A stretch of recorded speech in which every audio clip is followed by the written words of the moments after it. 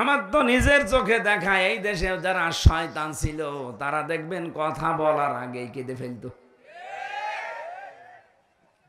আমি কি বেশি বললাম? আমার কেউ নেই বলেই আগে কেঁদে ফেলে। তোর কেউ নেই, আমরা করবো কি?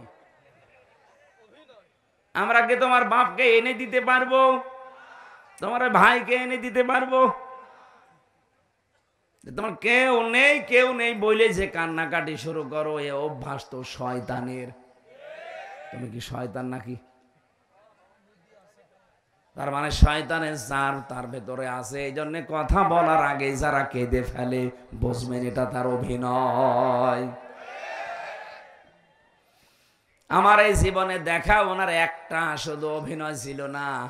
আগস্টের 5 তারিখের আগে যেই দিন চলে যাবে ওই দিন আর অভিনয় না, ওই দিন সত্যি কেঁদেছে। ওই দিন শুধু কেঁদেছে, বাকি জীবনটাই অভিনয়। কি মুখে যেটা বলতো ওইটা করতো না, যেটা বলতো না ওইটা করতো।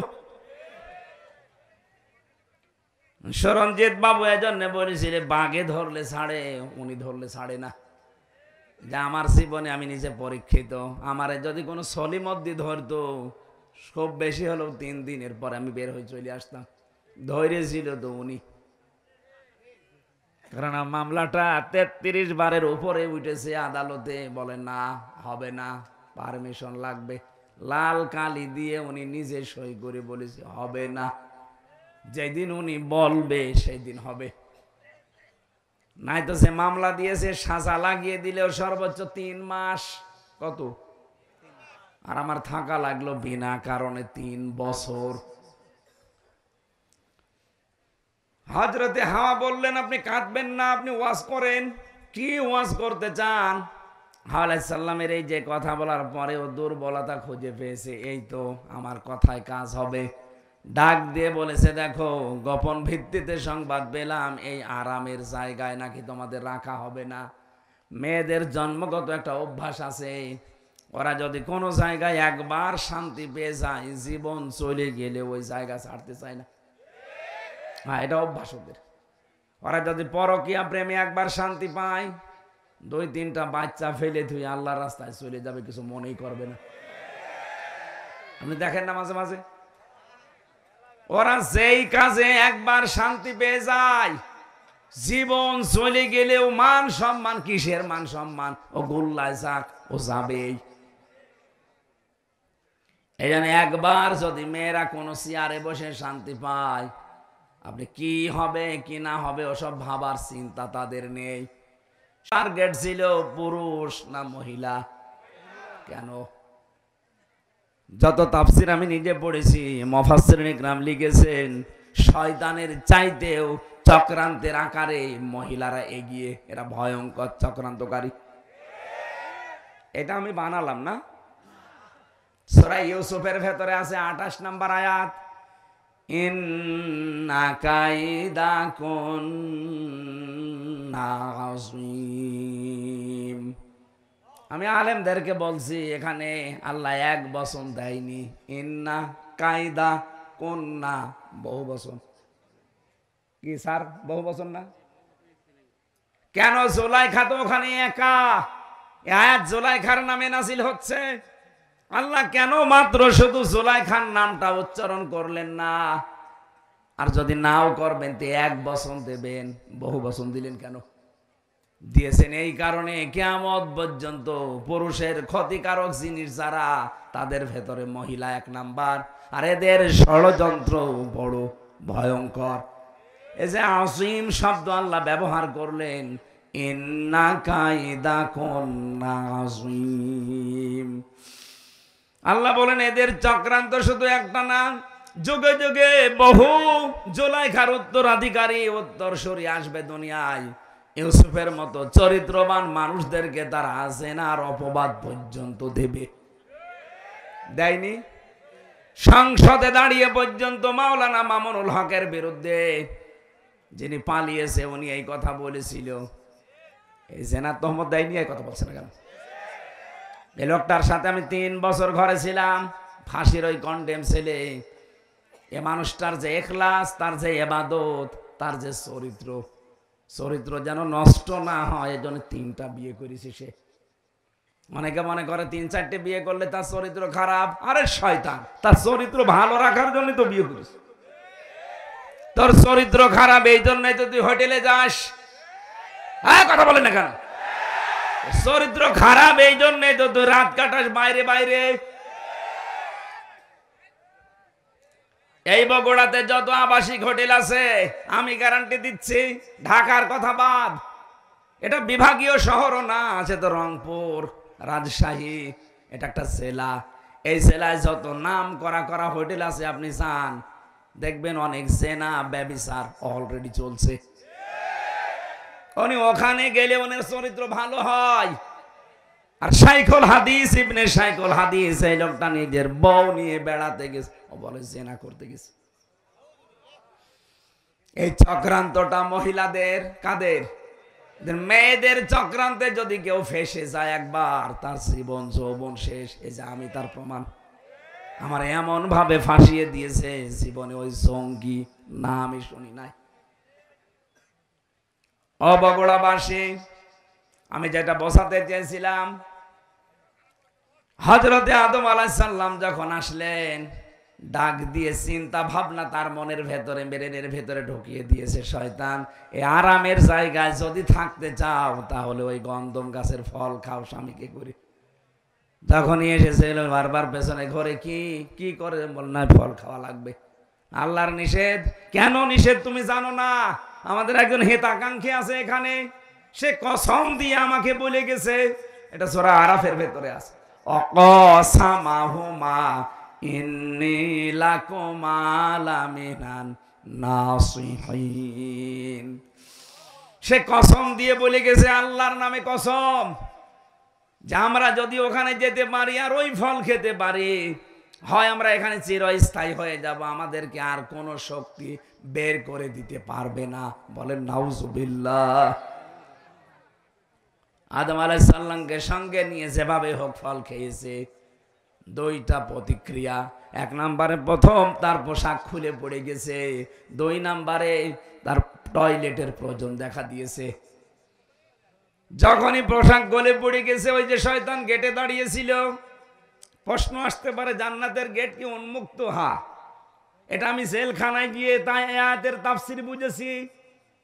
কোরআনে কারিমে যেখানে আল্লাহ জাহান্নামের কথা দিয়েছেন, হাত্তা ইযা জাউহা ফুতিহাত আবওয়াবুহা ওয়াকাল ইলা আখিরি আয়াত।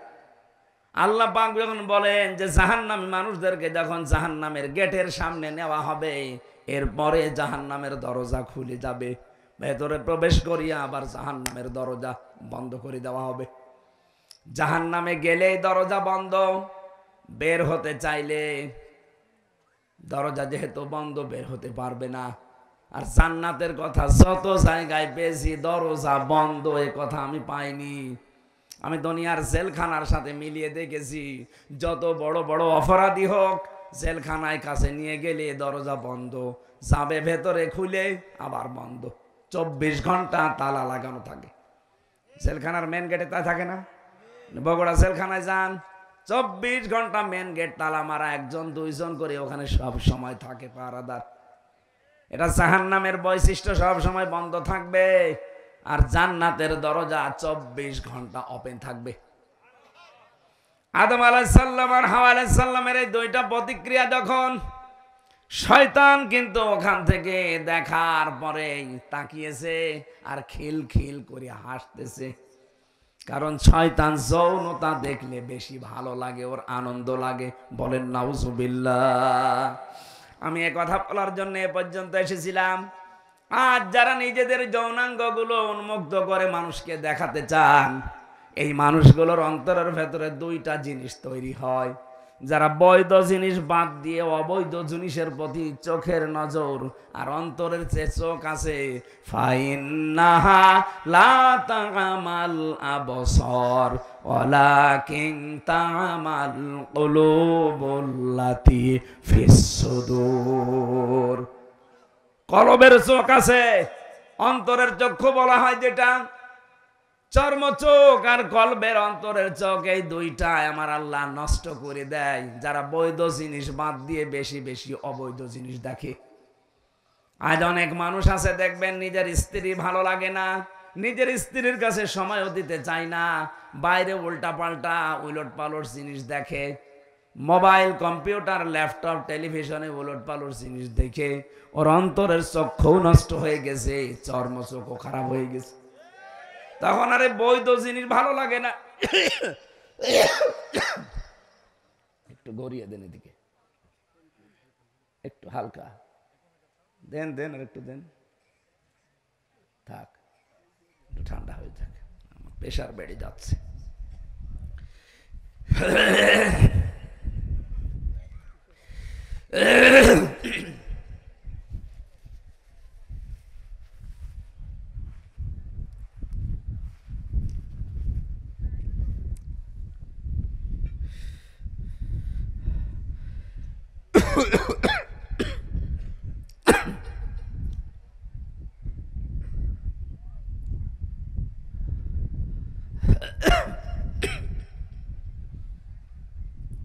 এটা খুলে নেন তো,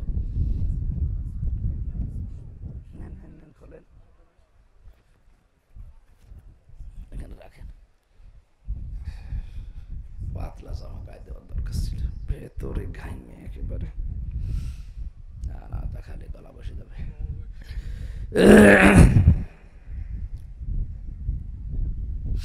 বগুড়া বাসী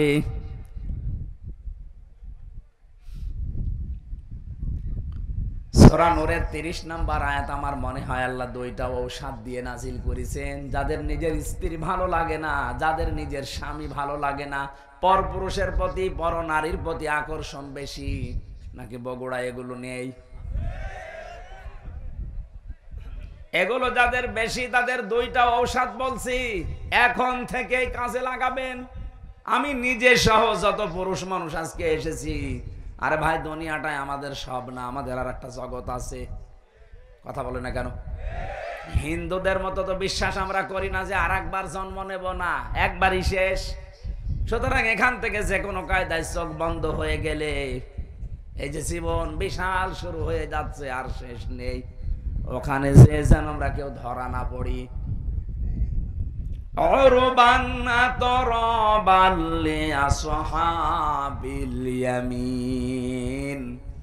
আল্লাহ পাক এমন এমন সুন্দর জিনিস আমাদের জন্য রেখে দিয়েছেন, ওইটা পাওয়ার আকাঙ্ক্ষায় আশঙ্কায় ওইটা পাওয়ার জন্য আমরা আগ্রহ পেশ করার জন্য বলছি দুইটা কাজ এখন থেকে আরম্ভ করবেন। পর নারীর প্রতি এই যে যারা মোবাইলে কথা বললে আনন্দ পায়, এটা বন্ধ হয়ে যাবে। যারা উলঙ্গ নাচ দেখলে, অর্ধ উলঙ্গ মহিলা দেখলে যাদের আকর্ষণ বেড়ে যায়, এইটাও বন্ধ হয়ে যাবে সর্বোচ্চ 1 মাসে। আমি বেশি টার্গেট দিয়ে ফেললাম, 15 দিনও পারবেন। আজকে থেকে এখনই আমল করেন, দেখেন পরিবার একটা আলাদা শান্তি পাবেন। কোন সূরা বললাম? নূর। নূর বলেন বলেন। 30 নম্বর আয়াত, 18 নম্বর পারা, 12 নম্বর পৃষ্ঠা, 7 নম্বর লাইনে আছে, قل للمؤمنين يغضوا من أبصارهم ويحفظوا فروجهم ذلك أزكى لهم إن الله خبير بما يصنعون। বলেন আল্লাহু আকবার। আল্লাহ পাক বলেন, হে নবী আপনি মুমিন মহিলাদেরকে, মুমিন পুরুষদেরকে কথা বলে দেন, তারা যেন তাদের চক্ষুকে নিম্নগামী করে পরনারী থেকে। 2 নম্বরে তাদের লজ্জা স্থান থেকে তারা যেন হেফাজত করে রাখে, সংরক্ষণ করে, এটাকে যেন বাঁচিয়ে রাখে। যালিকা আযকা লাহুম, এইটাই তাদের জন্য পবিত্রতার বড় মাধ্যম। কে বলছেন? বলেন বলেন। যাদের নিজের স্ত্রীর প্রতি আকর্ষণ লাগে না, ভালো লাগে না, অনেক পুরুষকে আমি কথা বলতে শুনি, বিয়ের 2-3 বছর 5 বছর পার হওয়ার পরে বলে এক জিনিস আর কত কি করব। ওই মহিলাও যদি বলে আমি এক জিনিস আর কত কি করব, সংসার টিকবে? এই জন্যই তো পর্দার বিধান। আজকে থেকে বড় নারী এ মোবাইলে হোক আর সামনাসামনি হোক, 14 জন মহিলা বাদ দিয়ে যাদের সাথে দেখা হবে, সঙ্গে সঙ্গে আল্লাহর দিকে তাকিয়ে চক্ষু নিম্নগামী করা লাগবে। কি পারা যাবে না? 2 নম্বরে লজ্জা স্থান যেটা যেখানে সেখানে দেওয়া যাবে না। সিদ্ধান্ত নিয়ে যদি আজকে চলতে পারেন, আলাদা নূর একটা অন্তরে আল্লাহ দিয়ে দেবে। তখন নিজের স্ত্রীর প্রতি ভালোবাসা চাহিদা দেখবেন বেড়ে যাচ্ছে দিনের পরে দিন।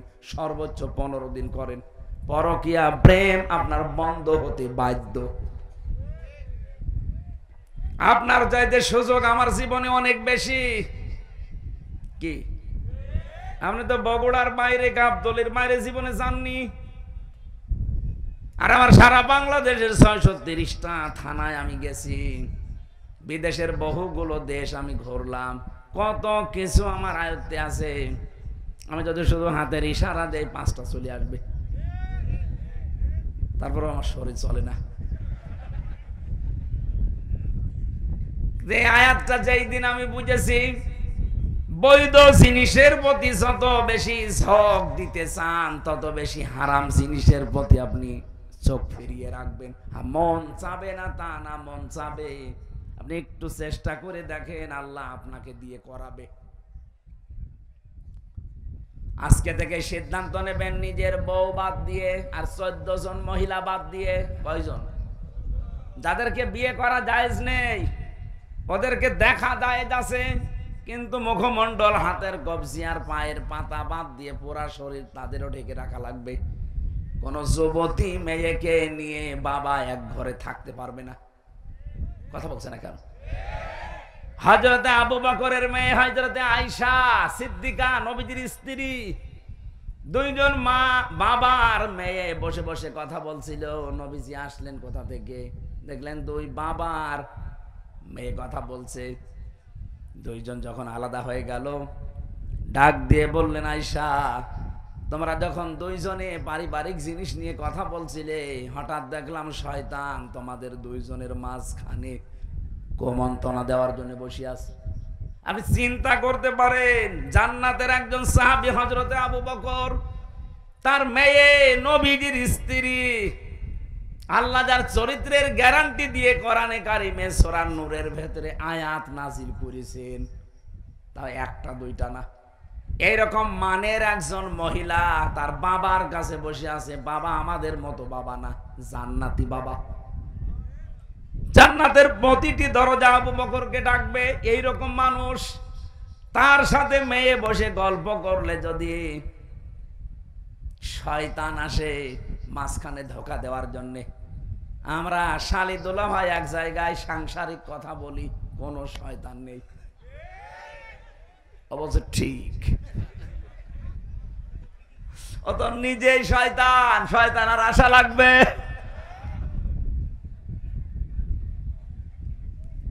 না। সাবধান থাকা লাগবে। এই ঔষধটা অ্যাপ্লাই করেন আজকে থেকে। নিষিদ্ধ জিনিস যেগুলো আছে, শুধু এই পরনারী না, মোবাইলে হোক, কম্পিউটারে হোক, বাইরে হোক, চক্ষু নিম্নগামী করে রাখবেন। দেখবেন আলাদা একটা জিনিস আল্লাহ মাস্ট বি দেবেই। 2 নম্বরে আমাদের যে লজ্জা স্থান আছে, নারীদের নারী, পুরুষের পুরুষটা, এটা ঠিক করে রাখা লাগবে। মনে মনে করেন আমার তো মন চাই, আরে মন চাই না কার? মানুষকে এই মন দিয়ে আল্লাহ বানিয়েছেন। এই মনটা কন্ট্রোল করতে যে পারে সেই পরীক্ষায় পাশ করে। আর আপনিও যদি ডোনাল্ড ট্রাম্পের মতো বাবা শাহজালাল সব হালাল, তাহলে আপনাকে জান্নাতে দেবে আল্লাহ কোন কারণে? কথা বলে না কেন?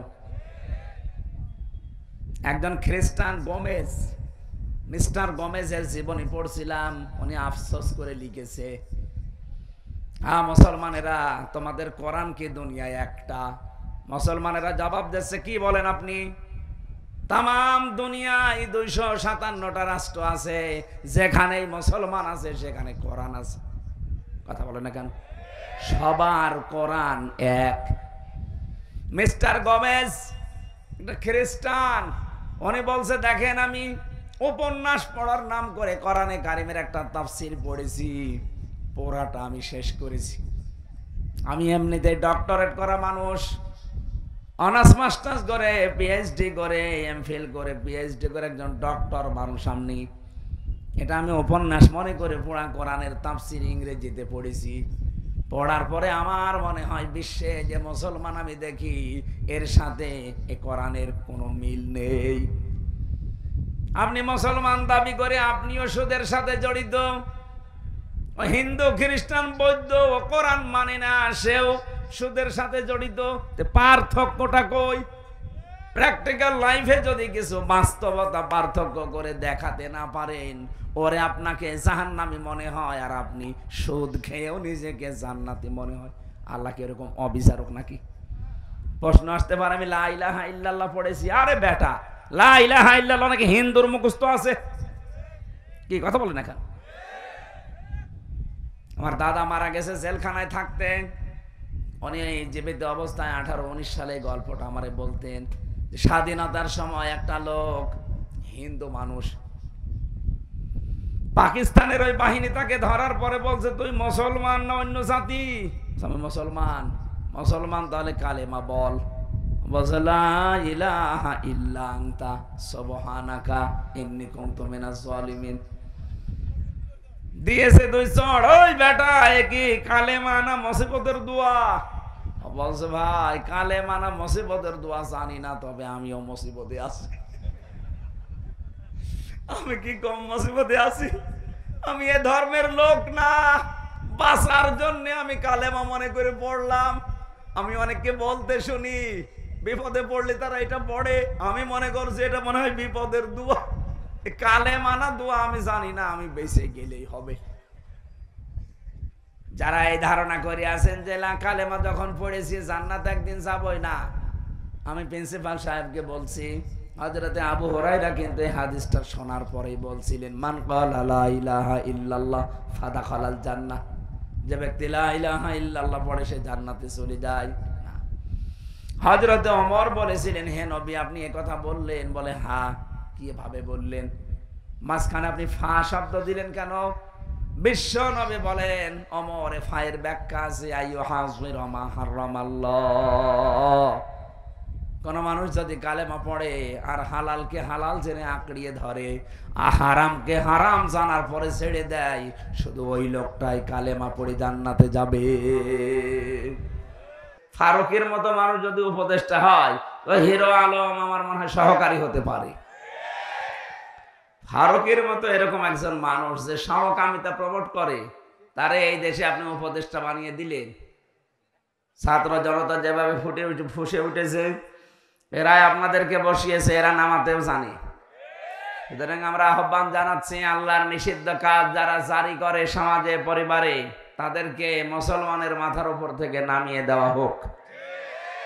কি আমার নিজের কথা না, এটা এদেশের সবার কথা।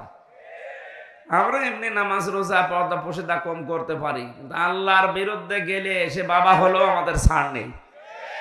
ব্যক্তিগতভাবে তার সাথে আমার বিরোধ নেই, কিন্তু তার বউটা, বলেন তো, সে বউ দিয়ে সারা জীবন যা কামাই করছে, এ তো হালাল কামাই, বলেন না কেন?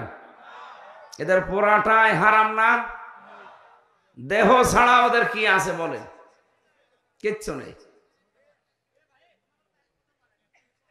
হয়তো গলন্দ ঘাটে অথবা যশোরে মেয়েরা ওপেন গোপনে দেহ ব্যবসা করে, আর এরা সিনেমার পর্দায় যা ঘটায়। পরকীয়া প্রেম কি করে করা লাগে, সমকামিতা প্রমোট করা লাগে, এগুলো তারা সিনেমা বানায় বসে বসে, এগুলো অভিনয় করার বউদেরকে দিয়ে। বলেন নাউজুবিল্লাহ। নবীজি বলেছেন, আদ-দাজ্জালু লা ইয়াদখুলুল জান্নাহ। প্রিন্সিপাল সাহেব আছে এখানে, মোজাক্কার দিয়েছেন আল্লাহ। নবীজি বলেন, আদ-দাজ্জালু লা ইয়াদখুলুল জান্নাহ। মহিলাকে বলা হয়নি, পুরুষকে। যেই পুরুষ তার নিজের মেয়ে, বউ, মা, বোন এদেরকে পর্দার ভেতরে রাখতে পারে না, সেই পুরুষ দাজ্জাল। কথা বলেন না কেন? এই হিসাবে ফারুকী সাহেব যে দাজ্জাল, ফতোয়া আর কারো লাগবে? একটা দাজ্জাল মানুষ 96 ভাগ মুসলমানের মাথার উপরে থাকবে, কোন কারণে বলেন? আশা করছি আমরা খুব তাড়াতাড়ি তাকে যেন নামিয়ে ওই জায়গায় একজন আলেমকে নিয়োগ দেন। সংস্কৃতি ইসলামের ভেতরে নেই তা না, এটা একটা ইবাদত। অনেক ইবাদত আছে সংস্কৃতির ভেতরে, আপনি ওখানে এই নেই। আমার মনে হয় এদেশে যারা নাম করা জ্ঞানী আলেম আছে, প্রসিদ্ধ আলেম আছে, এদেরকে আপনি ওই জায়গায় দায়িত্ব দিন, তাহলে এদেশের মানুষের আপত্তি থাকবে না। সবাইকে নিয়ে আল্লাহর দরবারে আমরা শুকরিয়া জানাচ্ছি, যিনি আমাদেরকে এখনো কথা বলার শক্তি দিয়ে রেখেছেন। জবান খুলে বলেন আলহামদুলিল্লাহ। দরুদ আর সালাম পড়ছি আমাদের নবী মুহাম্মদ রাসূলুল্লাহ সাল্লাল্লাহু আলাইহি ওয়াসাল্লামের প্রতি। কিয়ামতের ময়দান যখন আল্লাহ কায়েম করবে, প্রত্যেকটি মানুষ, একজন প্রতিটি মানুষ, এমনকি যত নবী রাসূল সবাই বলবে ইয়া নাফসি ইয়া নাফসি, হে রব আমাকে বাঁচান। কে বলবে? আমি আমার চিন্তায় আছি, আমাকে বাঁচান। যেদিকে তাকাবে মানুষ সেই দিকে শুধু এই আওয়াজ শুনতে পারবে যে আমাকে বাঁচান, আমাকে বাঁচান। হঠাৎ করে বিশাল ওই কিয়ামতের ময়দানের এক পাশ থেকে আওয়াজ আসবে, রব্বি হাবলি উম্মতি। তিনি বলবেন না যে আমাকে বাঁচান, তিনি বলবেন আমার উম্মতকে বাঁচান। কোন উম্মত? যে উম্মত বিনা ভোটে নির্বাচন করে 15 বছর থাকে না, এটা তো উম্মতই না। কেন বললাম বলেন তো? ওরা যে উম্মত না, শুধু বিনা ভোটে নির্বাচন করে ওনারা 15 বছর আছে এই জন্য উম্মত না, তা না। সূরা হজ 78 নম্বর আয়াতের মাঝে আছে। যারা আলেম আছে একটু দেখেন তো। আল্লাহ পাক বলেন হুয়া তাবাকুম ওয়া মা জাআলা আলাইকুম ফিদ্দীনি মিন হারাজ। ইয়াদের প্রথম শব্দ হুয়া তাবাকুম। এ জিতেবা মানে নির্বাচিত করা। কি করা? বলেন না কেন? বগুড়াবাসী নির্বাচিত করা হয় যে পদ্ধতিতে, ওই পদ্ধতির বাংলা নাম নির্বাচন। কি? এটা ক্লাস চলছে, ওনারা ক্লাস নেয় ওনাদের ছাত্র ছাত্রীদের মাঝে, আর আমার ছাত্র ছাত্রী এই আমার 12 বাপের 13 ছেলে বসা বসে আছে, এক একটা এক এক রকম। নির্বাচিত করা হয় যে পদ্ধতির মাধ্যমে। এখানে যদি পাগলকেও জিজ্ঞাসা করেন সেও বলবে সেই পদ্ধতির নাম নির্বাচন। একটা বিবেক সম্পন্ন মানুষকে যদি বলেন এই 15.5 বছরে কোনো নির্বাচন এই দেশে হয়েছে, ও পাগলেও বলবে হয়নি। শয়তানকেও যদি বলেন ও বলবে হয়নি। শয়তানকে জিজ্ঞাসা করে দেখে। এখন প্রশ্ন আসতে পারে শয়তান পাবো কোথায়? হ্যাঁ আছে। আমি একটা একটা করে কয়েকটা বলছি, গুনাগুন দেখেন তো শয়তান আছে কিনা। আল্লাহ পাক বলেন ইন্নাল মুবাদ্দিরিনা কানু ইখওয়ানাশ শায়াতিন ওয়া কানাশ শাইতানু লিরাব্বিহি কাফুরা।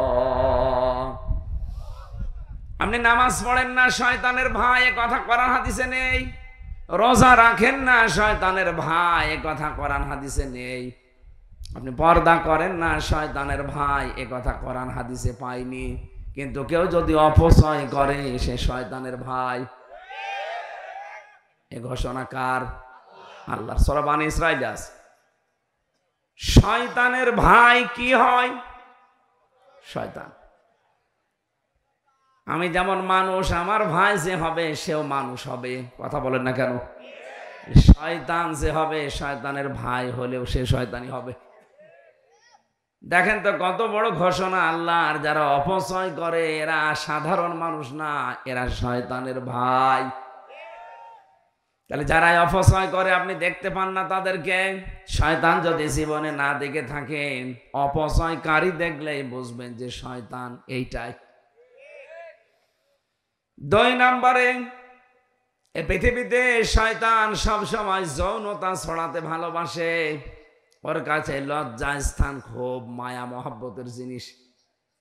এই জন্য নবীজি শিখিয়েছেন যখনই টয়লেটে কাজ সারার জন্য উলঙ্গ হবে, সঙ্গে সঙ্গে তোমাকে বলা লাগবে আল্লাহুম্মা ইন্নী আউযু বিকা মিনাল খুবুসি ওয়াল খাবাইস। যত রকমের দুষ্ট জিন আর পরী আছে সবার থেকে আল্লাহ তোমার আশ্রয় চাই। বিশ্বনবী জানিয়েছেন দোয়া পড়ে যদি কেউ বাম পা দিয়ে বসে, শয়তানের চোখের উপরে পর্দা পড়ে যায়। অথচ এখানে কত মুরব্বী মানুষ বসে আছে জীবনেও এ দোয়া পড়িনি। কথা বলছে না কেন? বের হওয়ার সময় আপনি যখন বলেন গফরানাক, হে আল্লাহ আমি ক্ষমা চাচ্ছি, কারণ এই যে 8-10 মিনিট 15 মিনিট আমি টয়লেটে বসেছিলাম, আমি তোমার কাছে ক্ষমা চাইতে পারিনি, দয়া করে মেহেরবানি করে তুমি আমারে ক্ষমা করে দাও। আলহামদুলিল্লাহিল্লাযী আযহাবা আন্নিল আযা ওয়া আফানি। তোমার প্রশংসা আদায় করছি, কারণ আমার পেটের ভেতর থেকে গন্ধ এবং কষ্টদায়ক জিনিস তুমি বের করে আমাকে শান্তি, স্বস্তি, নিরাপত্তা দিলে। বিজ্ঞান এখন প্রমাণ করছে টয়লেট যদি আপনার বন্ধ হয়ে যায়, বিশেষ করে প্রস্রাব, এটা যদি স্বাভাবিক অবস্থায় আবার ফিরিয়ে আনতে চান, এদেশের চিকিৎসা ব্যবস্থায় কমপক্ষে 12,000 টাকা খরচ হবে।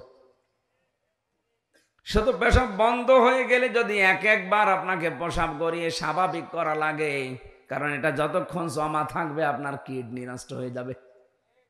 কথা বুঝতেছেন? এটা একবার বের করতে যদি 12,000 টাকা লাগে, এখানে কত মানুষ আমরা আছি কমপক্ষে 24 ঘন্টার ভেতরে 4-5 বার করে পেশাবখানায় যায়। এই কথা বলছে না কেন? কিছুই যদি আপনার না করে আল্লাহ, 5 বারে পেশাব করতে 5 বার 60,000 টাকা আপনার পেছনে খরচ। এই যে সূর্যটা দেখতে পান, 30,000 কোটি ফারেনহাইট বিদ্যুৎ খরচ হচ্ছে 1 সেকেন্ড চালাতে। 24টা ঘন্টা আল্লাহ আমার 12টা ঘন্টা অন্তত আমাদের মাথার উপরে রেখে দিয়েছে। এক সেকেন্ডে যদি 30,000 কোটি ফারেনহাইট বিদ্যুৎ খরচ হয়, কোনদিন জিবরাইল এসে বিলের কাগজ নিয়ে বলে না যে ভাই এই টাকাটা দেন, বলেছে? আমাদের যে মেজাজ, আমার মনে হয় কোনো বাড়িতে যদি জিবরাইল যে বলতো এই যে বিলের কাগজ, যে কাপড় শুকিয়েছেন, এই কাপড় শুকানোর বিল, আমার মনে হয় জিবরাইল আরশ পর্যন্ত যাওয়ার আগে মার্ডার হয়ে যাবে। অথচ আজ পর্যন্ত কোনদিন আমার কাছে বিলের কাগজ আল্লাহ জিবরাইলকে দিয়ে ধরিয়ে দেয়নি। কথা বলেন ঠিক কিনা? বগুড়াবাসী, ক্লাস চলছে কিন্তু খুব খেয়াল করে আপনার রোল নাম্বার যেন 1, 2, 3 ভেতরে থাকে। আপনি এমন ছাত্র হবেন না যে 82 রোল আপনার। এক ছাত্র এসে প্রিন্সিপালের কাছে বলছে, স্যার হয় ছুটি দেন, নাই আমি গেলাম। স্যার চিন্তা করছে, ও যে পজিশনে আছে, ও ছুটি দিলেও যাবে, না দিলেও দৌড় দেবে। রোল নাম্বার কত? 82। 82 রোল। ছেলে মেয়ে কয়টা ক্লাসে? 82টা। 82টা ছেলে মেয়ে, ওর রোল নাম্বার 82। ও খুব ভালো ছাত্র। বলেন বলেন, ওর জীবনের কোনো উদ্দেশ্য আছে? শুধু আসে আর পালিয়ে চলে যায়। আপনি ওই রকম ভাবে না, 1, 2, 3 মতো রোল নাম্বার যারা, তারা যেভাবে অ্যাক্টিভ ভাবে কান খাড়া করে বিষয়গুলো শোনে, ওগুলো শুনে হজম করার চেষ্টা চালান। এবার শয়তান আমরা অনেকেই মনে করি দেখতে পাই না যে মানুষগুলো যৌনতা ছড়াতে ভালোবাসে, আপনি বিশ্বাস করে নিতে পারেন ওইটাই শয়তান। ফিল্মে যারা কাজ করছে বলেন তো, এ মানুষগুলো যৌনতা ছড়ানো ছাড়া কি আছে তাদের এই সিনেমাতে? আগেকার সিনেমাগুলো মানুষ দেখতো আর শিক্ষা নিত আর কান্নাকাটি করত, যে কোনো একটা বিষয় তারা তুলে ধরতো। আর এখন সিনেমা শুরুই হয় যৌনতা দিয়ে, শেষ হয় ধর্ষণ দিয়ে। যারা এই জগতের সাথে আছেন, আমার তো মনে হয় মাঝে মাঝে যে তারা তাদের মেয়ে, ছেলে, নাতি এদের কাছে কি হিসাবে বিবেচিত হয়? আপনি মানুষ, হ্যাঁ? এই কাজগুলো যারা করছে, আমি দেখতে পাচ্ছি গোপন একটা ষড়যন্ত্র করে এই মানুষগুলোকে আজ সামনে নিয়ে আসা হচ্ছে। আজকে একটা হিন্দু মহিলা স্ট্যাটাস দিয়েছে, ওর নাম আমি নিতে ঘৃণা করি, নাম নিলাম না, কুষ্টিয়াতে বাড়ি, না নামটা বলার দরকার নেই। এই মহিলা ঘোষণা দিয়েছে, আপনারা দেখবেন কয়েকদিনের পরে সমকামিতা আনার জন্য নিজেরাই আন্দোলন করবেন।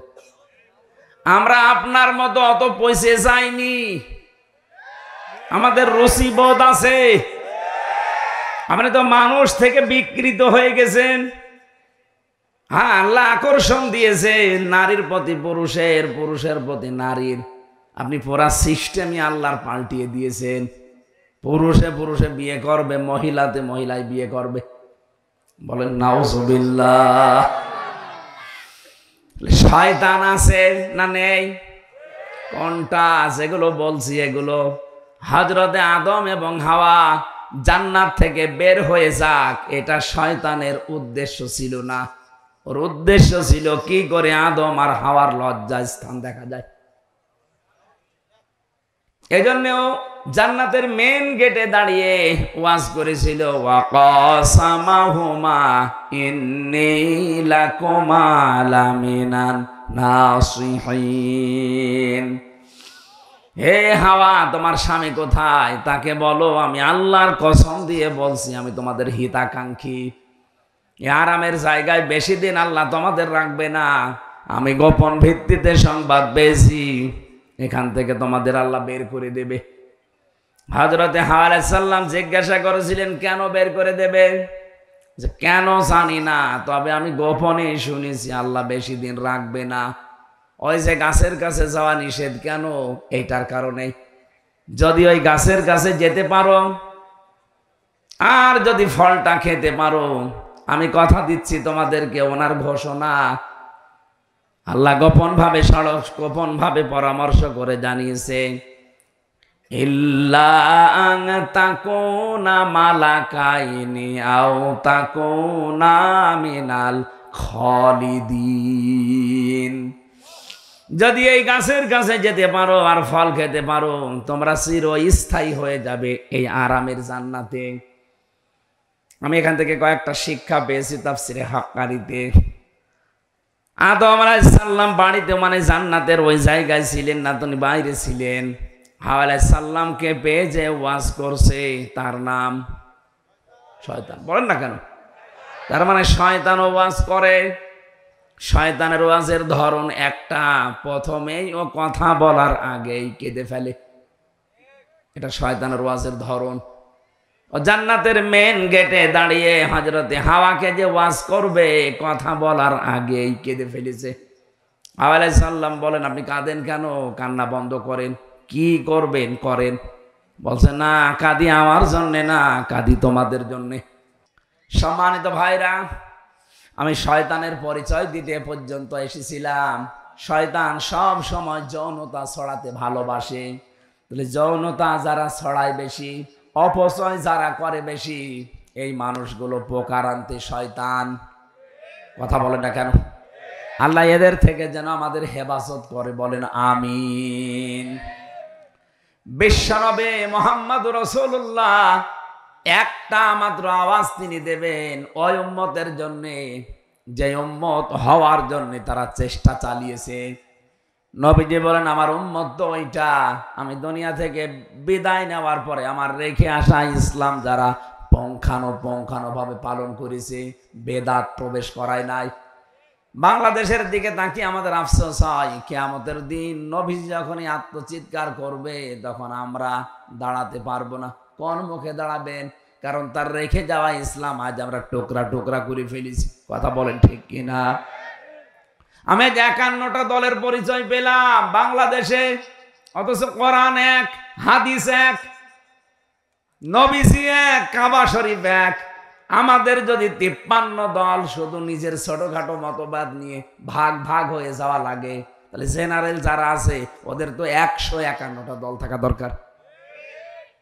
আপনি খোঁজ করে দেখেন, 51টা আমি পেলাম আজকে। অবশ্যই দুনিয়ার কোন স্বার্থ সিদ্ধির জন্য, নাম কামানোর জন্য আপনি এই দলটা বানিয়েছেন, না তো কোন কারণে বানালেন বলেন? আহলে হাদিসের ভেতরে 17টা দল।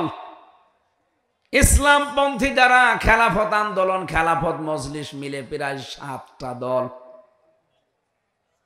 সুন্নিয়াতের দাবি যারা করে, যারা বলে আমরা আশিকে রাসূল, এদের 27টা দল। আপনি মিলান, বাংলাদেশে যে যেই দলে আছে, মতে আছে, যে যেইটা মানে, এক জায়গায় সব এক। একামতে দিনের বেলায় যে দিনে বাংলাদেশে দিন কায়েম করা লাগবে, এই জায়গায় যারা এক, তারা হচ্ছে জামাতে ইসলামী। এই দলের ভেতরে আমি কোনো পার্থক্যটা পাইনি।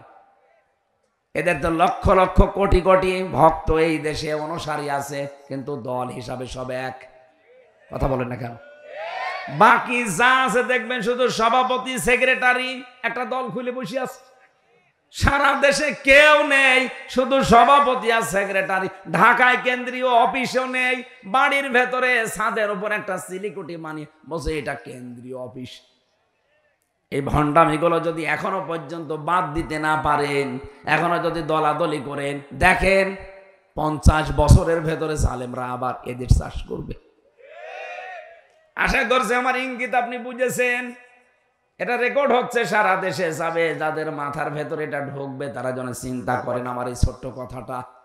শেষে কিন্তু সুযোগ হারিয়ে গেলে আর দোয়া করেও ফেরত আসবে না। সূরা নূন, মুমিনুন, এখান থেকে আমরা 2টা আয়াত পড়েছি। আজকের আলোচনাটা আমরা মানব জীবনকে কেন্দ্রীয় করে সাজিয়েছি। আল্লাহ পাক আমাদের একটা দুর্বল জায়গায় আঘাত দিয়ে স্মরণ করাচ্ছেন, ওয়ালাকাদ খলাকনাল ইনসানা মিন সুলালাতিন মিন তিন। অবশ্যই আমি আল্লাহ মানুষকে মাটির নির্যাস দিয়ে বানিয়েছি। আল্লাহ আমাদেরকে মাটি দিয়ে বানিয়েছে, মাটির নির্যাস দিয়ে বানিয়েছে। এ কথা বললেন কেন? আমরা অনেকেই আল্লাহকে ভুলে গেছি। এই দুর্বল জায়গাটায় আল্লাহ আঘাত দিয়ে আমরা যেন ফিরে আসি। প্রথম নম্বর কারণই এইটা। বাস্তবতা দেখি আমরা তো ফিরে আসি না, আমাদের বিদ্যা আরো বেড়ে যায়।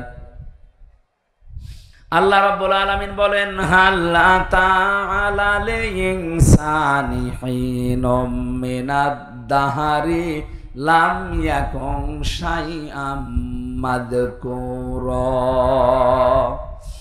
ও মানুষ, তোমার জীবনে কি এমন সময় অতিবাহিত হয়নি যে সময় তুমি উল্লেখ করার মতো কিছু ছিলে না? তাফসীরে ফি জিলালিল কোরআন থেকে কয়েকটা তথ্য পেয়েছি, একটু মিলাবেন। মানুষের এই জায়গায় আল্লাহ কেন আঘাত দিলেন? আমরা যে মাটির তৈরি, তার 3টা কারণ। 1 নম্বরে আমাদের যিনি আদি পিতা হযরতে আদম এবং হাওয়া, এই 2 জনেই কিসের তৈরি? মাটির। বলেন বলেন। সন্তান যদি মাটির হয়, বাবা যদি মাটির হয়, সন্তানও মাটির হবে। বাবা যদি আগুনের হয়, সন্তানও আগুনের হবে। কথা বলেন ঠিক কিনা? 2 নম্বরে সব খাদ্য দুনিয়ায় মাটি থেকে উৎপন্ন হয়।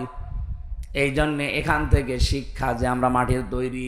পৃথিবীর এমন কোনো খাবার নেই যার মূল মাটি না, মাটি থেকে সব।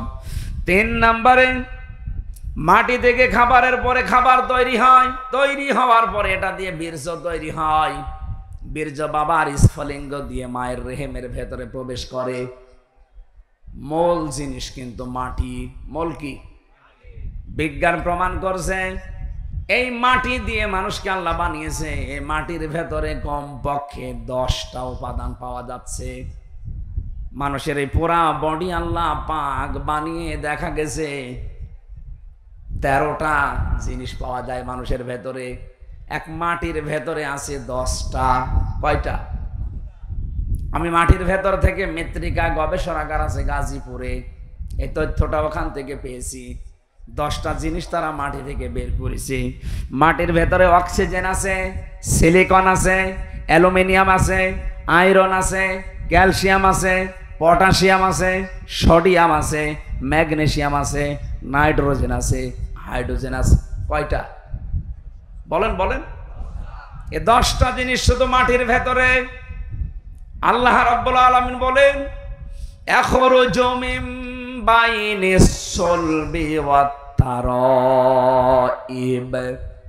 বাবার স্ফলিঙ্গ দিয়ে যেটা বের হয়ে মায়ের রেহেমে জমা হয়েছে, এখানে সুলবন 1 বচন, তারাইব বহু বচন।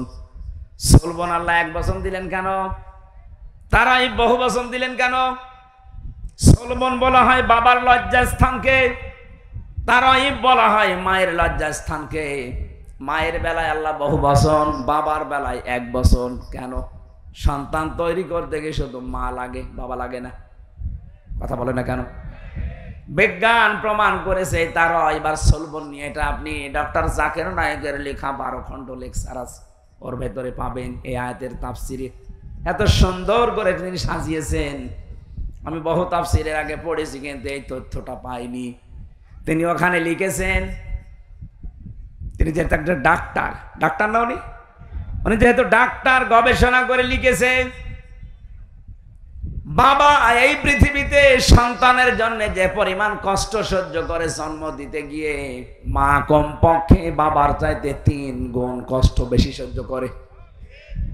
আমরা জানি একের পরে হয় 2, 2-এর পরে যা হবে সব 1 বছর, 2 বছর না বহু বছর? বলেন বলেন। এই জন্য আল্লাহ তারা বহু বছর দিয়েছেন। বাবার বেলায় 1 বছর দিলেন এই কারণে, বাবা তো শুধু বিছানায় থাকা শেষ, মা পেটে বহন করার জন্য 10 মাস 10 দিন কষ্ট সহ্য করেছে।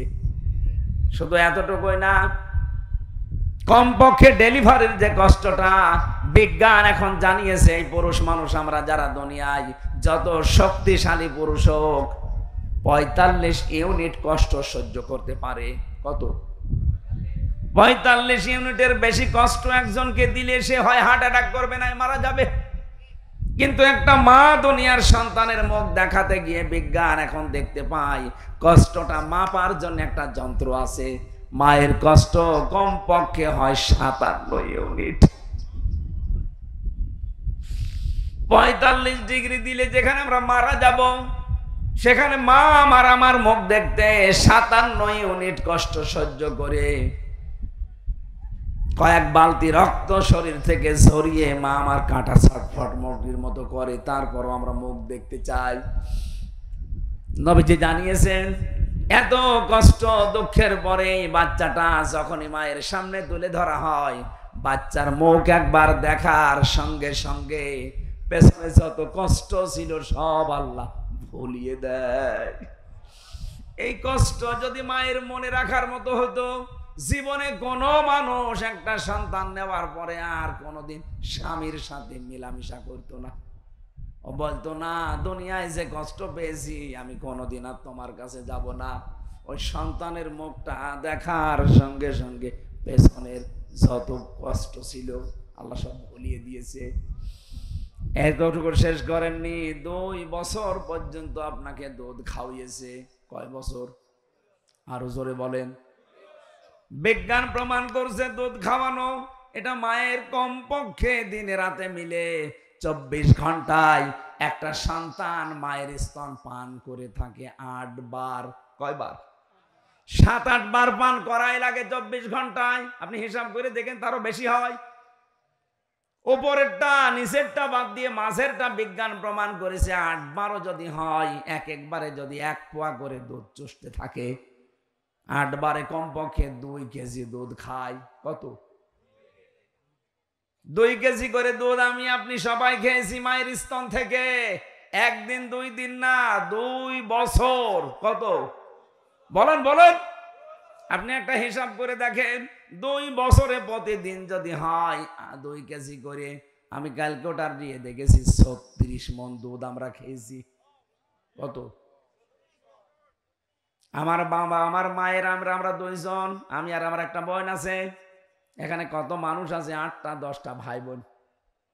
কথা বলেন না কেন? আমার গ্রামে একজন আছে 12টা মেয়ে আর 4টা ছেলে। কত হয়? একটাই শুধু স্ত্রী, 2 জনই মারা গেছে। এখন আমি একটা হিসাব নিয়েছিলাম, আমি আয়াত পড়ার পরে দেখি আমি নাই 36 মণ আর আমার বোন রুনা নাই 36 মণ। আপনার তো ছেলে মেয়ে 16টা, বলেন তো কয় মণ? বলছে বাবা ওসব হিসাব জানি না, হিসাব করি নাও। হিসাব একটা টানলাম, দেখি আপনি বলেন তো কত মণ হয়? 772 মণ হয়েছে। অথচ মায়ের ওজন মাত্র 60 কেজি। 60 কেজি জায়গা থেকে আমার আল্লাহ এতগুলো দুধ দুনিয়ায় সন্তানদের জন্য বের করে দিলেন। আমার মনে হয় এখনো যদি ছেলে মেয়ে হইতো তো দুধ আল্লাহ দিত। এটা একটা কুদরতের মেশিন। কথা বলেন ঠিক কিনা?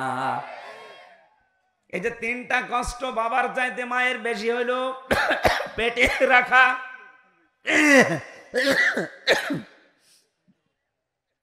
শুধু পেটে রাখা না, ডেলিভারির কষ্ট সহ্য করা আর দুনিয়ার মুখ দেখানোর পরে 2 বছর দুধ খাওয়ানো। নবীজি জানিয়েছেন, পৃথিবীর মানুষেরা তোমাদের কাছে বাবার তুলনায় মায়ের গুণ আমি 3 গুণ বৃদ্ধি করে দিয়েছি এই তারাইবের জন্য। জোরে বলেন সুবহানাল্লাহ। মানুষ যখন এই বীর্যটা মায়ের রেহেমের ভেতরে যেতে থাকে, বিজ্ঞান এখন দেখতে পাচ্ছে কমপক্ষে 1 ফোঁটা বীর্য দিয়ে 40,000 আদম বানানো যায়। কত হাজার বলেন বলেন? এই 40,000 একবারে মায়ের পেট থেকে আসতে পারতো, কিন্তু মায়ের পেটে জায়গা নেই। বাবার এই স্ফলিঙ্গ দিয়ে যখন বের হয়ে যায়, এখান থেকে মায়ের ওই জরায়ু পর্যন্ত যে নাপাক পানির থলিটা আছে, রেহেম বলা হয়, এখানে যেতে যেতে দেওয়ালের সাথে ধাক্কা লাগে, কেউ পড়ে যায়, কেউ মরে যায়। আমার তো জীবনের প্রতিযোগিতা শুরু হয়েছে সেই জন্ম থেকে, অথচ আজ আমরা প্রতিযোগিতায় হেরে যাই। কত স্ট্রাগল করে, কত কষ্ট স্বীকার করে প্রতিযোগিতা করে ওই জায়গায় গেছি আমি। তারপরে হামজা আমি দুনিয়ায় আসলাম। আমার কত ভাই বোন ছিল, তারা পড়ে মরে গেছে। কথা বলে না কেন? তাহলে আমাকে সিদ্ধান্ত নেওয়া লাগবে আমার মঞ্জিলে মকসুদ পর্যন্ত, আসল যেটা আমার জায়গা, এখানে নাই দুনিয়া আসার জন্য মায়ের রেহেম, আর আমার জান্নাতে যাওয়ার জন্য আমার জীবনের শেষ দিন এ পর্যন্ত আমাকে লড়াই করে যেতেই হবে। ওয়াবুদ রাব্বাকা হাত্তা ইয়াতিয়াকাল ইয়াকিন। হামজা, ইবাদত বন্দেগী করো ওই পর্যন্ত যতদিন পর্যন্ত তোমার মরণ না আসে। তার মানে আমার মরণ আসা পর্যন্ত আমার এই সব সময় স্ট্রাগল করে দেওয়া লাগবে, কষ্ট স্বীকার করা লাগবে, প্রতিযোগিতা করা লাগবে। লাকাদ খালাকনাল ইনসানা ফি কাবাদ। আমি মানুষকে বানিয়েছি এই কষ্টের পরে কষ্ট সহ্য করে। এ মানুষ যখন কষ্ট সহ্য করবে, 40 দিন পরে পরে আমার আল্লাহ এটা পাল্টাতে থাকবে। আল্লাহ রাব্বুল আলামিন বলেন, সুম্মা খালাকনান নুতফাতা আলাকাতান ফাখালাকনাল আলাকাতা মুদগাতান ফাখালাকনাল মুদগাতা ইযামা ফাকাসাউনাল ইযামা লাহমা সুম্মা আনশাআনাহু খালকান আখার ফাতাবারাকাল্লাহু আহসানুল খালিকিন। বলেন আল্লাহু আকবার। একটু নিজের জীবনের দিকে তাকান। আপনি সেজদা দিতে বাধ্য হবেন আল্লাহকে। বড় বড় নাস্তিক হোক, মানি না তোর আল্লাহকে, এই কথাও যারা বলে তারা আয়াত পড়ার পরে নত হতে বাধ্য, যদি বুঝে থাকে। আল্লাহ পাক বলেন, একটা ইন্টেনসিভ কেয়ার ইউনিট যেখানে দুনিয়ার কোনো জার্ম যেতে পারে না, এই জায়গায় 40 দিন ধরে রাখলাম। এরপরে আমি নুতফা থেকে ধরে আমি আলাক বানালাম, এরপরে আলাক থেকে তোকে আমি মদগা বানালাম, এরপরে মদগা থেকে চামড়া দিয়ে গোশত দিয়ে এটা আমি ঢেকে দিলাম। শুধু ঢেকে দিয়ে শেষ করিনি, এই গোশতগুলো যেন পচন না ধরে এমন একটা কাবার দিয়েছি। এই কাবার যাকে দিয়েছি ওইটাই ফাইনাল। এটা আমার যে চামড়া আছে, আমার শরীরের কোন চামড়া যদি কেটে এখানে লেগে দেন, এটা ভালো হয়ে যাবে। যদি পুড়িয়ে যায়, কেটে যায়, ছিঁড়ে যায়, আমার আর চামড়া প্রিন্সিপালের এক না। দেখতে এক হলেও আমার শরীরের ভেতরে ৯,৭৬৮ প্রকার চামড়া আল্লাহ দিয়ে রেখেছেন। কিন্তু এক একটা জায়গার চামড়া এক এক রকম। এই হাতের তালুতে যে চামড়া আছে, এইটা যদি উপরে দিত, জীবনেও কোনো কিছু ধরে আপনি আটকিয়ে রাখতে পারতেন না। কথা বলেন ঠিক কিনা? দুইটা জায়গার চামড়া আল্লাহ পুরা আলাদা করে দিয়েছেন, লজ্জা স্থানের আর জহ্বার। এত এত চামড়া দিলেন শরীরের ভেতরে গোশতগুলো সংরক্ষণ করার জন্যে। আল্লাহ পাক বলেন, মানুষের ভেতরে আমি হাড্ডি দিয়েছি 360টা জোড়া দিয়েছি। নবীজি বলেন, তোমরা প্রতিদিন এই জোড়া আছে আল্লাহ দিলেন 360টা, সাদগা দান করবা, তাহলে এই জোড়ার হক আদায় হবে। সাহাবেরা বলে, হুজুর আমরা গরিব মানুষ, টাকা পয়সা। বিশ্ব নবী বলেন, 2টা কাজ করতে পারলে এই হাড়ের সাদগা আদায় হয়ে যাবে, জয়েন্টের। মসজিদের ভেতরে যদি কোনো ময়লা দেখো নিজের দায়িত্বে তুলে ফেলে দিবা। 2 নম্বরে দস্তরখানা বিছিয়ে খাবার খাবা, যদি খাবার পড়ে যায় ওই খাবার তুলে খাবা। অথচ এই 2টা আমলের একটাও আমরা ধনী মানুষরা করতে চাই না। বলি এই আবার কাজ হইল? মসজিদের ময়লা পরিষ্কার করার জন্য ইমাম আছে, খাদেম আছে, মুয়াজ্জিন আছে, ওরা আমি লাট সাহেব, আরে ভাই আপনার এই হাড়ের এই যে 360টা জোড়া দেওয়া আছে, জোড়ার সাদগা দেবে আপনার কোন বাবা? এটা সাদগা দুনিয়ায় আদায় করা জায়গা, এটা করে যাবেন। মসজিদে প্রবেশ করলে এটা আপনার দায়িত্ব হয়ে পড়ে। কথা বলেন ঠিক কিনা? একটা খড়কোটা পড়ে আছে, থুতু পড়ে আছে, কপ পড়ে আছে, পরিষ্কার করে দেন। দস্তরখানা বিছিয়ে খাবার খাওয়ার অভ্যাস করেন। আল্লাহ রাব্বুল আলামিন বলেন প্রত্যেক জায়গায় যে জোড়া দিয়েছি সব জোড়া আবার এক না, প্রত্যেকটা হাড় আলাদা আলাদা মাপ। এক এক জায়গার হাড় এক এক রকম। হাড়ের ভেতরে আবার গিরো দিয়েছি। যদি হাড় সোজাসুজি করে দিতাম জীবনও কিছু ধরতে পারতে না। এই যে গিরোগুলো দিয়েছি প্রত্যেকটা আঙ্গুলে, জয়েন্টে, এগুলো আবার নাট সিস্টেম করে দেয়নি যে খুলে রেখে দেবা, তাহলে চুরি হয়ে যেত। এমন সিস্টেম করে দিয়েছি নিজের ভেতরেই থাকবে, শার্টও করতে পারো, জমাও করতে পারো। কথা বলেন ঠিক? আল্লাহ পাক বলেন এই যে আস্তে আস্তে 3:40-এর পরে যখন তোর ভেতরে খাবারের উদ্রেক দেখা যায়, মায়ের মাসিক অসুখ বন্ধ করে নাভির সাথে নাভির তার জড়িয়ে আমি খাবারের ব্যবস্থা করি। এতটুকু শেষ হয়নি, 6 মাস হবার পরে এখন 3টা জিনিস তার লাগবে, মাস্ট বি। একটা হচ্ছে শ্রবণ শক্তি, একটা হচ্ছে দর্শন শক্তি, আর একটা বাক শক্তি। এই 3টা জিনিস আমি আল্লাহ নিজের পক্ষ থেকে দান করি। ওদিকে মাটির উপাদানের ভেতরে আছে 10টা। কয়টা? আল্লাহর পক্ষ থেকে আল্লাহ দিয়েছেন 3টা, কোন তাফসিরে পেয়েছি 5টা। সেখানে আছে শ্রবণ শক্তি, দর্শন শক্তি, বাক শক্তি, আকেল শক্তি আর ঘ্রাণ শক্তি। 8, 5, 13টা জিনিস যখন এক হয়ে যায়, 6 মাস পরে মায়ের পেটের ভেতরে আমার আল্লাহ এবার আকৃতিটা দিয়ে দেয়। ওরা বডি বানিয়েছে ফেরেশতারা, আর আকার এই আকৃতি এইটুকু বানিয়েছে আল্লাহ নিজের কুদরতি হাতে। এটা বানানোর পরে আল্লাহ বলেন আমার সিদ্ধান্ত মতো এটা ছেলে হবে না মেয়ে হবে।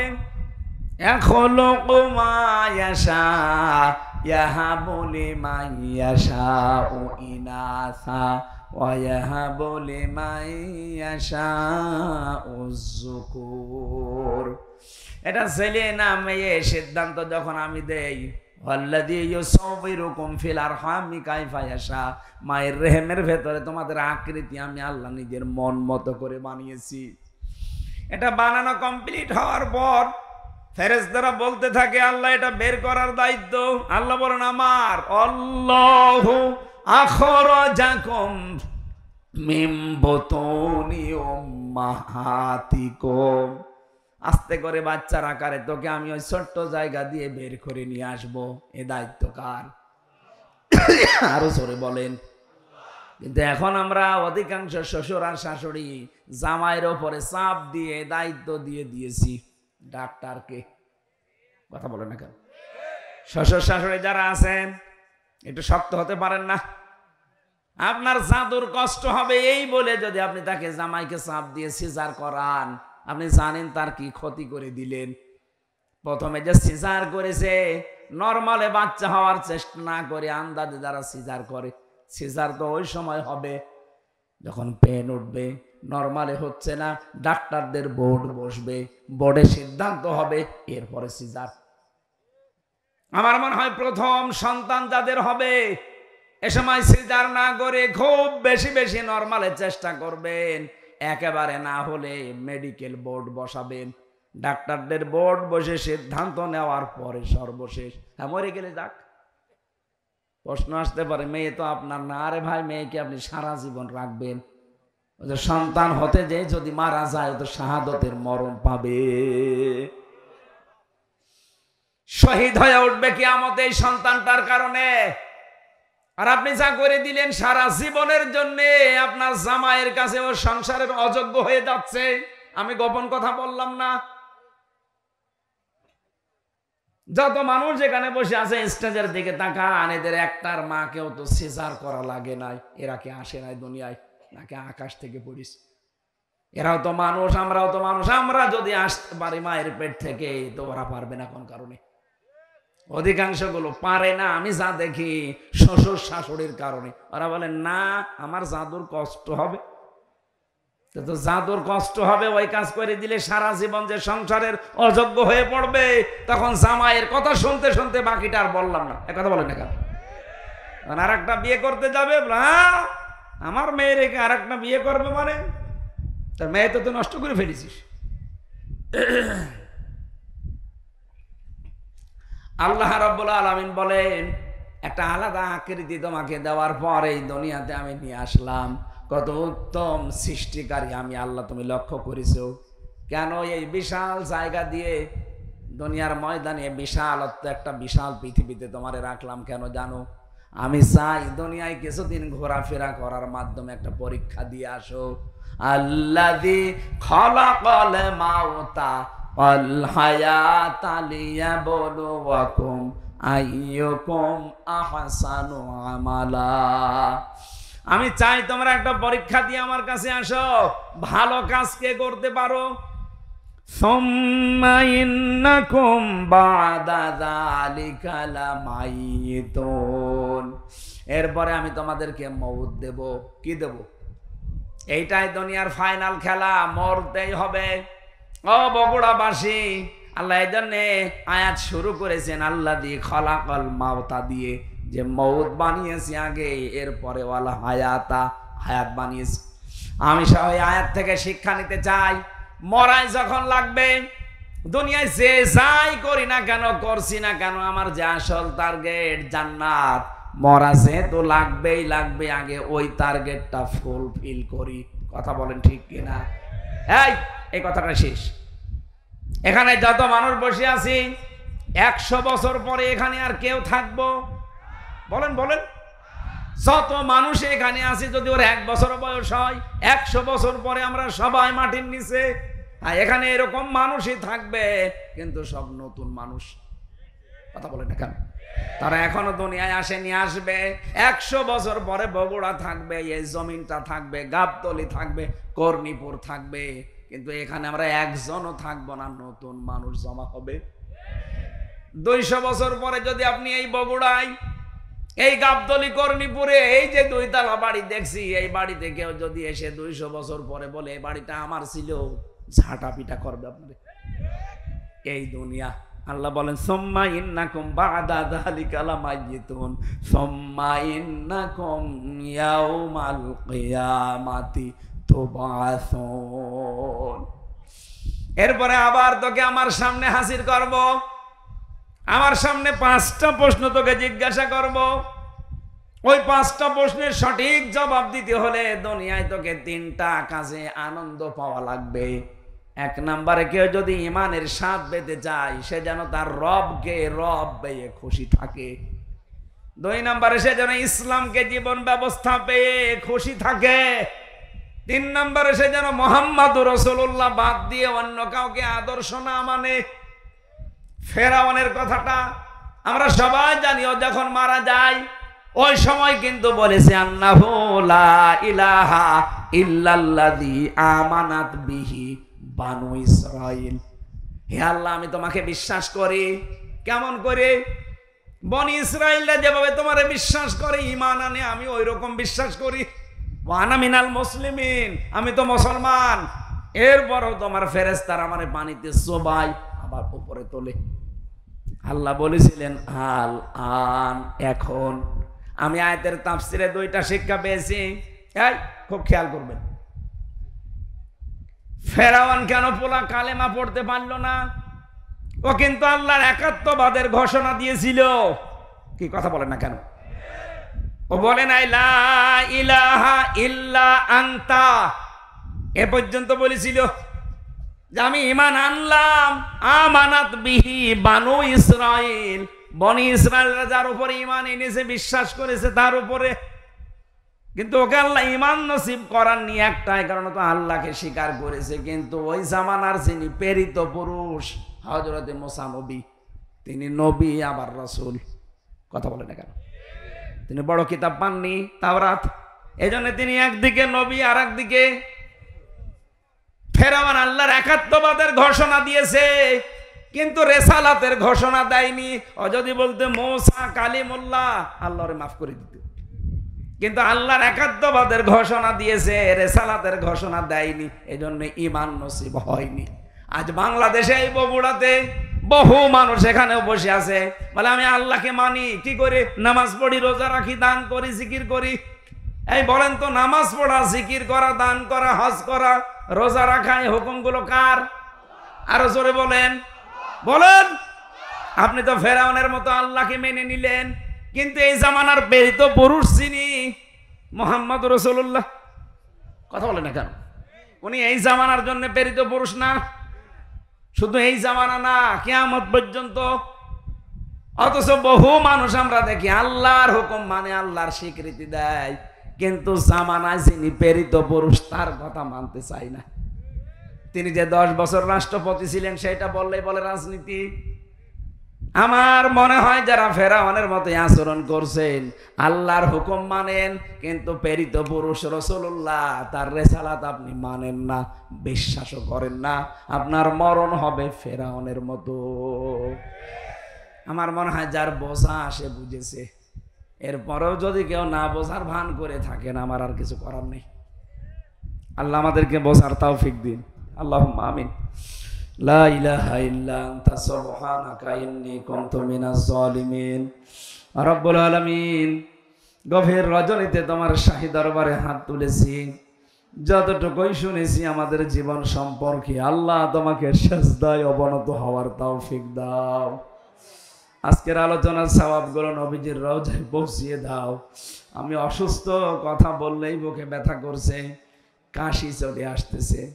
আল্লাহ তাআলা ডাক্তাররা রেস্টে থাকতে বলে, তোমার বান্দা বান্দীদের আকতি মিনতির কারণে আমারে আশা লাগে।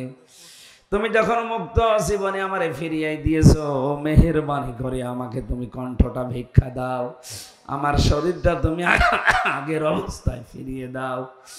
মাহফিলের সভাপতি, প্রধান অতিথি, বিশেষ অতিথি যারা আছে, এই মাহফিলটা যারা সাজিয়েছে, যে যুবকরা চেষ্টা চালিয়েছে, মা বোনেরা পর্দার আড়ালে বসে আছে, সবাইকে তুমি কোরআনের জন্য কবুল করে নাও।